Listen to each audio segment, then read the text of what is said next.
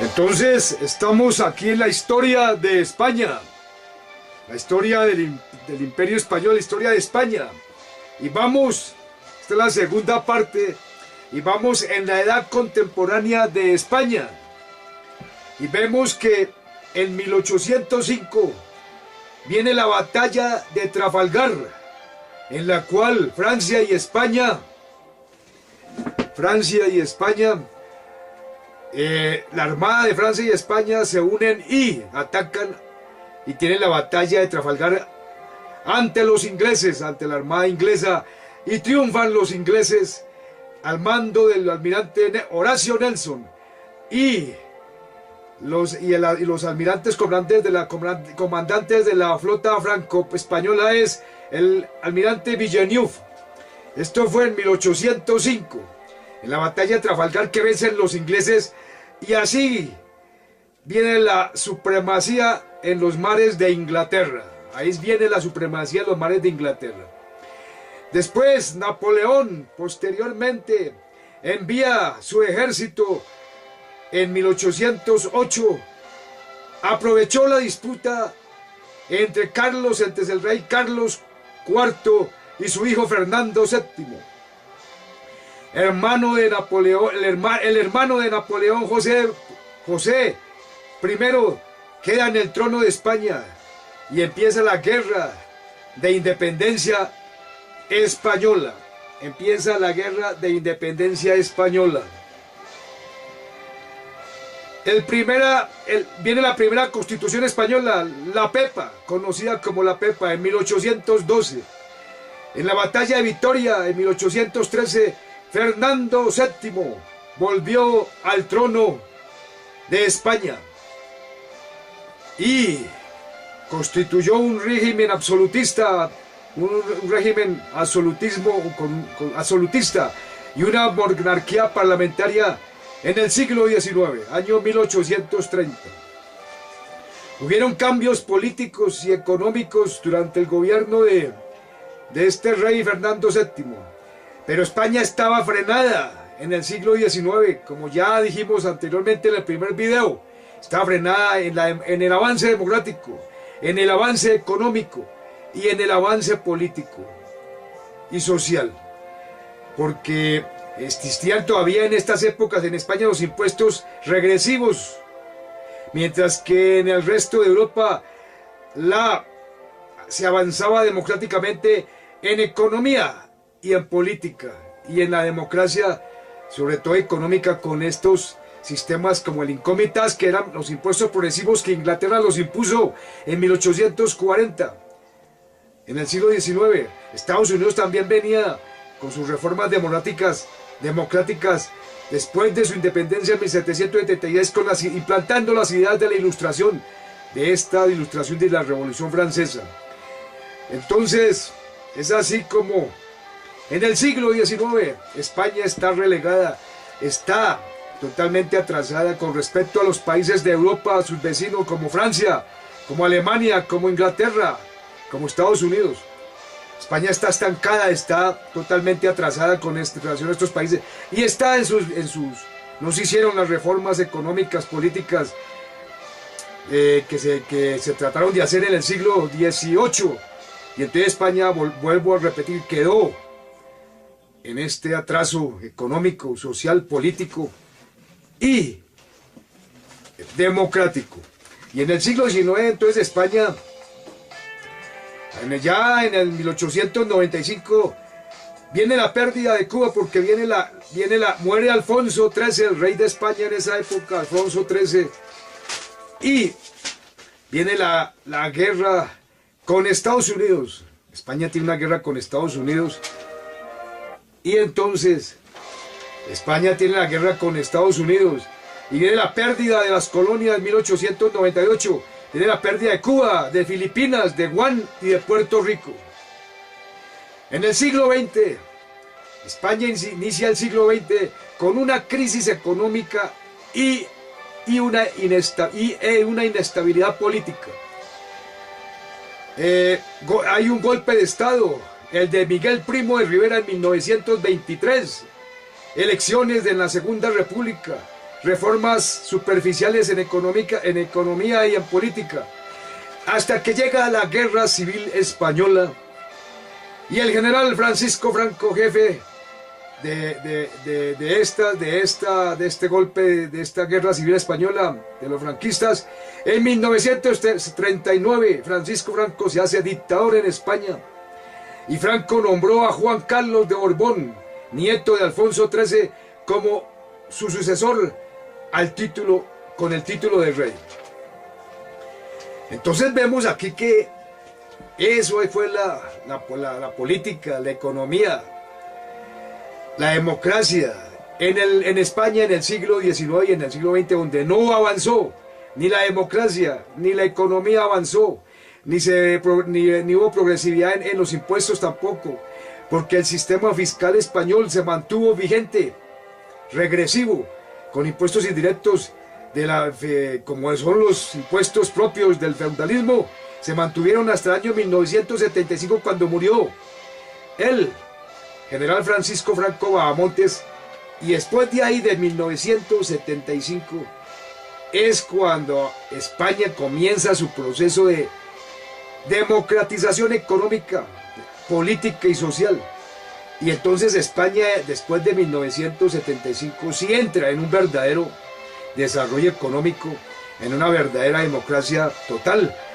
Y es así como hoy en día, siglo XXI después de Cristo, año 2024, España es una de las democracias líderes en el mundo y admirables en este mundo, junto con Inglaterra, comparable a Inglaterra, comparable a Alemania, comparable a Alemania y comparable a los Estados Unidos, a Francia, porque en este momento España goza de una democratización económica y se hicieron unas reformas que comenzaron con los pactos de la Moncloa ya en el año de 1977, cuando murió después de la muerte del general Francisco Franco Bahamontes, y se hicieron las reformas económicas y políticas que llevaron a España a ser la democracia que es actualmente en este mundo, año 2024 después de Cristo.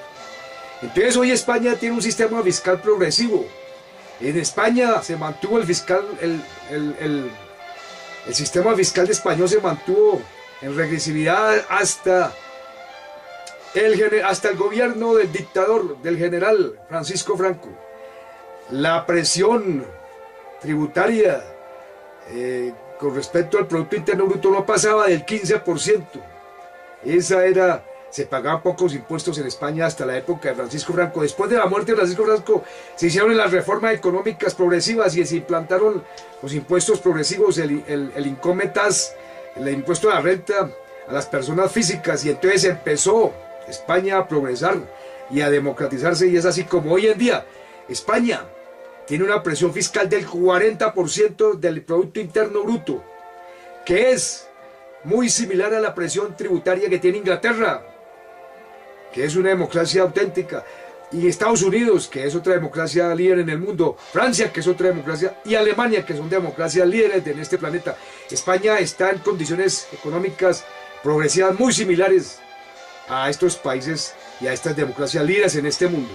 Entonces, así como si vamos a hacer una comparación hoy día entre España y el resto de los países europeos, nos vamos a dar cuenta que son muy similares los sistemas impositivos o sistemas fiscales de España con respecto a sus vecinos. Tenemos aquí esta hojita donde estamos viendo, por ejemplo, esta es los impuestos que se pagan en Estados Unidos, estos son los impuestos que se pagan en España, y estos son los impuestos que se pagan en un país latino como Colombia. Vemos que aquí es muy similar las estadísticas impositivas en España que en Estados Unidos. Son muy similares, porque España se convirtió en una verdadera democracia después de que España era casi similar.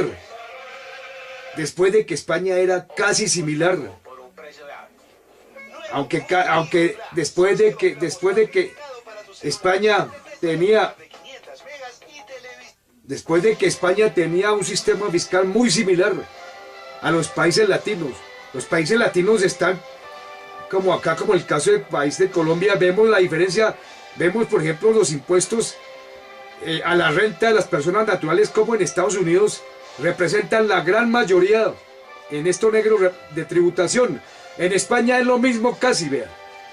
Estados Unidos, España, y aquí está Colombia, país latino que todavía le hace falta llegar, progresar más para poder tener un impuesto sobre la renta de las personas naturales más avanzado y que lleve a Colombia, por ejemplo, que es un país latino, y a Sudamérica, a llegar a ser democracias plenas, o sea, a que acaban con la inequidad que causa estos tributos regresivos y la evasión fiscal en estos países latinos. Y así era España, vuelvo a repetir, como es aquí, por ejemplo, el caso de Colombia, que vemos acá. Vemos estos son los impuestos de las personas naturales en Colombia, y esto es en España y en Estados Unidos. Ahí vemos la diferencia. Entonces España era como acá, como los países latinos, pero España sí hizo las reformas económicas después de la muerte del general Franco Bahamontes, y se convirtió en una verdadera democracia. Véanlo aquí, España hoy en día, similar a los Estados Unidos, igual casi a Estados Unidos en política fiscal, en política tributaria. Entonces esto demuestra que España es el ejemplo para Latinoamérica, porque España, vuelvo a repetir, tenía las mismas condiciones impositivas, o sea, de tributación, mucha evasión fiscal y tenía una insuficiencia fiscal a nivel hasta cuando murió el general Francisco Franco. Después de ahí vinieron las reformas democráticas consensuadas en España, con los pactos de la Moncloa en adelante, en 1977, y desde ahí comenzó España a progresar y a volverse y a tornarse una democracia líder en este mundo, como sus vecinos Francia, Inglaterra, sus vecinos europeos y Estados Unidos. Entonces ahí vemos que España es un ejemplo para Sudamérica, y no es imposible que aquí en Sudamérica también se logre, durante el transcurrir de estos años, llegar a estas condiciones en las que hoy tiene España hoy en día, que es el país latino más democratizado que hay en estos momentos en la tierra. Es España, es el país que habla español, que está en mayor democracia económica, política y social. Entonces vemos que la historia de España es un caso único. La historia de España ellos llegaron a la democracia. España llegó a la democracia, pero tardíamente, hacia finales del siglo XX casi, después de 1975. Repito, después de la muerte del general Francisco Franco Bahamontes. Tarde llegó la verdadera democracia a España, pero es así como hoy en día, repito, España tiene las estadísticas de una verdadera democracia. Y vuelvo a decir, ahí está el ejemplo para estos países latinoamericanos. Es España para Latinoamérica, y así también estos países latinos de aquí en Sudamérica progresar hacia la democracia avanzada, y así salir de este subdesarrollo económico y de avanzar hacia el desarrollo y acabar con los males de la pobreza, etcétera, todos los males que han azotado a la humanidad aquí en Sudamérica. Yo soy Francisco y estoy un día hoy, 13 de julio del año 2024, después de Jesucristo.